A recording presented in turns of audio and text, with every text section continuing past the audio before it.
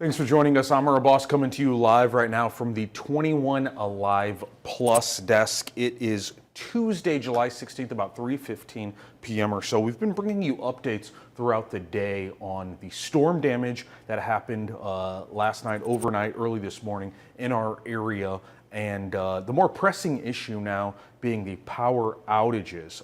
At one time, we had thousands and thousands of people that were without power. Now in the Fort Wayne area, we are down to still several hundred people, a little under 800 people. I first want to give you an update on exactly what areas remain to be most affected. Let's take a look at the power outage map right here. This according to Indiana Michigan Power. The area that is affected the most right now is over by the Fort Wayne Children's Zoo. That is the area, so northwest part of town. Right now, Indiana Michigan Power is saying 256 customers without power. Now, what does customers without power mean? Customers without power could mean a home, could mean a business, could mean an apartment or an apartment complex.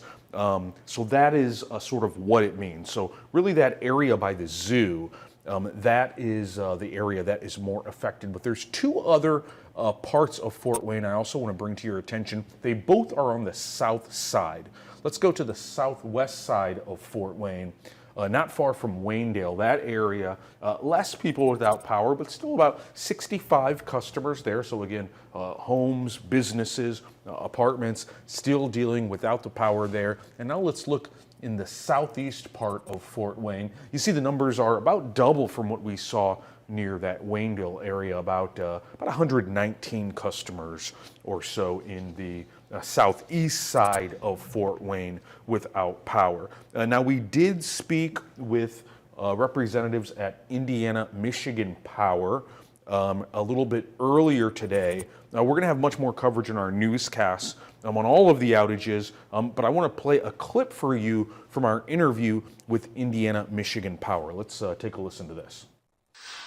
Just really, push the being careful with that extra branches and limbs around. Obviously, with power being out, some of the stoplights might not be working. So we just stress to, treat those as a four-way stop and just be very mindful of your surrounding. Someone might not know what to do in that situation. So, we just really push being cautious, being observant, and being mindful of what is around you. But so again, sort of some basic information there, basically saying that if you see traffic lights out, if you come to intersections like that, treat it like a four-way stop. If you see downed trees or things like that, proceed cautiously, again, because there are still hundreds in the Fort Wayne area without power. Last thing I want to play for you before we go is one area, Auburn, did see some significant damage. Our Alex Null had a chance to get up there and do some reporting, talk to some people there in that area. I want to play for you the story that Alex has been working on for today. Here we go. Come out and just see that the porch was pretty much just ripped off was kind of a blessing, honestly, with how close other people are. Joseph Martindale is counting his blessings after Monday night's storm ripped this tree down on top of his front porch. I'm 4 feet from that. My wife is just another foot over, so my daughter's directly upstairs there. He says things could have been worse.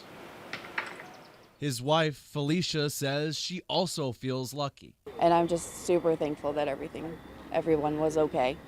Neighbors passing by say the wind was howling. Oh my God, we jumped out of bed. I thought it was a tornado coming. Mary Buckles says she feels terrible for the Martindales. I could cry for them.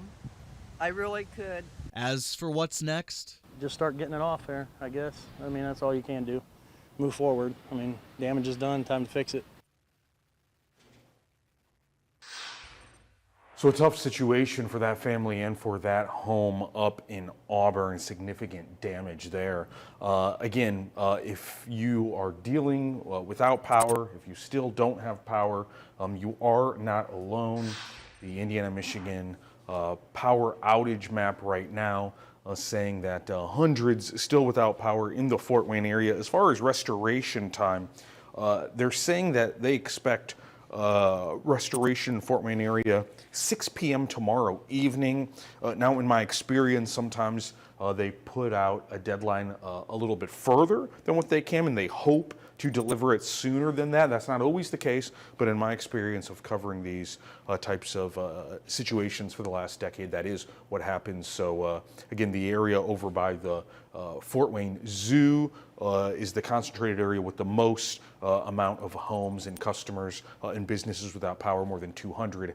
And then parts of south side of Fort Wayne also dealing with a couple hundred people without power. Okay, we will have much more for you coming up in our newscast as we continue our coverage. We will have team coverage in the newscast. We'll have live reports. We'll have updates. I know some of you have questions about how this could affect the Three Rivers Festival, some of the plans that you might have with you, your kids, your family. We're going to bring you updates on all of that coming up with our first newscast in 40 minutes.